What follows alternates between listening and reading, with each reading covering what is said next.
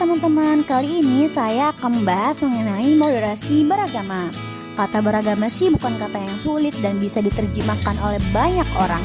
Tapi kalau moderasi, mungkin teman-teman baru mendengarnya sekarang kan?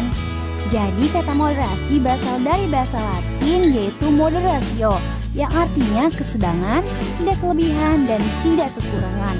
Berdasarkan Kamus Besar Bahasa Indonesia atau KBBI menyediakan dua pengertian kata moderasi. Yang pertama, pengurangan kekerasan, dan yang kedua, penghindaran keekstriman.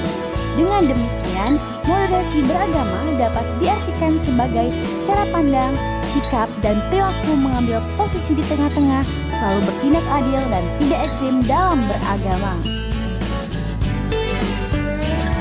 Dikutip dari buku Moderasi Beragama yang diterbitkan oleh Kementerian Agama Republik Indonesia, moderasi ini harus dipahami sebagai konteks utama untuk menjaga keseimbangan yang paripurna, di mana setiap warga masyarakat ataupun suku, etnis, budaya, agama, ataupun politik harus mau saling mendengarkan satu sama lain, serta saling belajar, melatih kemampuan mengolah dan mengatasi perbedaan. Jadi jelas bahwa moderasi beragama sangat erat dengan kebersamaan dengan memiliki sikap tenggang rasa. Inti dari moderasi beragama adalah adil dan berimbang dalam memandang, menyikapi dan mempraktekkan semua konsep, seperti selalu menjaga keseimbangan di antara dua hal, misalnya keseimbangan antara akal dan wahyu, jasmani dan rohani, antara hak dan kewajiban, antara kepentingan individual dengan kepentingan komunal, antara keharusan dan sukarela, antara teks agama dan ijtihad tokoh agama, serta antara gagasan ideal dengan kenyataan.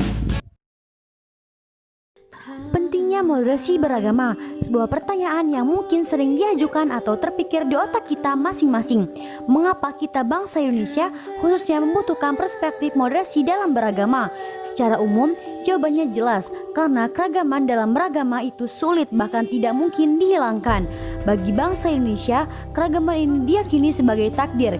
Ia tidak diminta, melainkan sebuah pemberian dari Tuhan Yang Maha Esa. Bukan untuk ditawar, tapi untuk diterima. Sehingga moderasi hadir untuk mencari persamaan dan bukan untuk mempertajam perbedaan. Teman-teman, kita sama-sama tahu kan, Indonesia ini adalah keragaman etnis, suku, budaya, bahasa, dan agama yang nyaris tidak tandingnya di dunia. Selain agama yang paling banyak dipeluk oleh masyarakat, ada ratusan bahkan ribuan suku, bahasa, dan aksara daerah serta adat istiadat dan kepercayaan lokal di Indonesia. Merujuk pada data Badan Pusat Statistika tahun 2010, secara keseluruhan jumlah suku dan subsuku di Indonesia adalah sebanyak 1.331. Meskipun pada tahun 2013, jumlah ini berhasil diklarifikasi oleh BPS sendiri, bekerja sama dengan Institute of Southeast Asian Studies menjadi 633 kelompok suku besar. Nah, terkait jumlah bahasa, Badan Bahasa pada tahun 2017 juga berhasil memetakan dan memverifikasi 652 bahasa daerah di Indonesia, tidak termasuk dialek dan subdialeknya. Sebagian bahasa daerah tersebut bahkan punya aksaranya sendiri. Beragam banget kan? Jadi, karena hal-hal tadi, moderasi itu sangat penting. Upaya moderasi tersebut mencakup upaya mendorong dan mengarahkan seluruh umat beragama untuk tetap hidup rukun dalam bingkai teologi yang ideal demi menciptakan harmoni dan kebersamaan. Jika moderasi beragama ini dikembangkan secara sungguh-sungguh oleh seluruh komponen bangsa, maka akan berdampak sangat positif. Keadilan, kemajuan, kesejahteraan, kebahagiaan bangsa akan terwujud. Kondisi dan situasi moderat dalam beragama akan mencegah timbulnya pertikaian, konflik, kekerasan, dan peperangan. Sikap toleran dan moderat menumbuhkan solidaritas dan ikatan persaudaraan sebangsa dan setanah air.